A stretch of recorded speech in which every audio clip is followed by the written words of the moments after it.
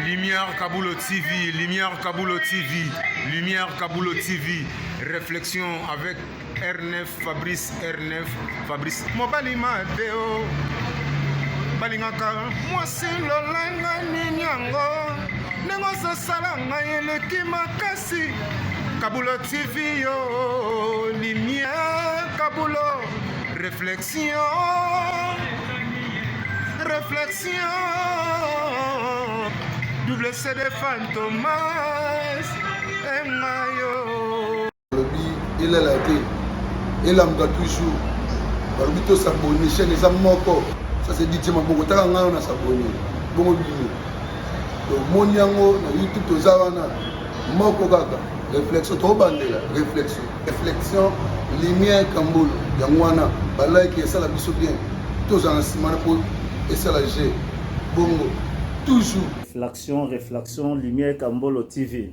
Chaîne les amoko, vous s'abonner, vous avez décidé Lumière Kambolo TV. Bonjour, Nabiso Banso. Les alingan de Konabino, Nabengami na Kombo ya Kambulu. Na salaka na émission na chaîne télé Oye Bengami Réflexion. Chaque samedi na 19h30, vous pouvez biso kuna. Bonjour mes frères et sœurs, c'est bien moi votre sœur Isabelle en direct de El News. Mais pour répondre à motuna oyo ndeko na biso asili kotuna biso concernant mobile oyo abotisi meilleur ami na ye. Maman, avant na pesa réponse ya papa na biso na kobanda koloba ke meilleur ami po ezalaka yo, meilleur ami azalaka te, meilleur ezalaka yo moko. Ça c'est le début. Mais nalinga kavana banda kopesa bayanga imbote na bandi na papa Lumière Kamboulo comme l'habitude. Je te salue na pesi mbote na la team réflexion de partout où vous êtes, sans oublier de moi-même, de cœur, de dedans, de toujours. On a pas abonné na biso na linga dino tel. Maman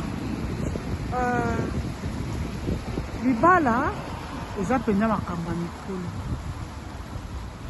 Yango le nzamba kelaki mokila salaki Adam ya mokolo asali Eva mokolo. Mobali na yo abotisi mwasi mosusu. Sikoyo osala nini oboya ye otozala na ye. Mendeko na ngai. Omoni koboya ubie kozala na ye ezali degré nini yo ovivwa na ye safe na batango nyonso obokoma na niveau oyo. Yo yebi parcours na ye koleka. Yo yebi ye très bien koleka. Ngana koko loba na yo sœur Isabelle. Yaya. Et tant que sœur Isabelle a eu boya na ye a mobile mabe. Voilà. Ça peut être aussi. Au boya ye pas à mobile mabe. Est-ce que ça t'arrange? Est-ce que koko vivre sans mobile mabe? Na koko loba na maman ko boya ye te. Wana chiza babibishi mitema mabe ba mipandi pandi. Yaya koboya mobali na yo te, zala na mobali na yo. Bon. Est-ce que kotala ka mobali na yo utu kobotisa meilleur ami? Est-ce que bolingo oyo za na opa mobali na yo e kozala kaka toujours? C'est ça les questions. Na yango ndeko nanga moi c'est pas na ko répondre. Réponse ngana ko kopesa ezali ke ekozala malamu mingi o réfléchir encore. Il y a des décisions et bon on va biso moko to prendre des décisions.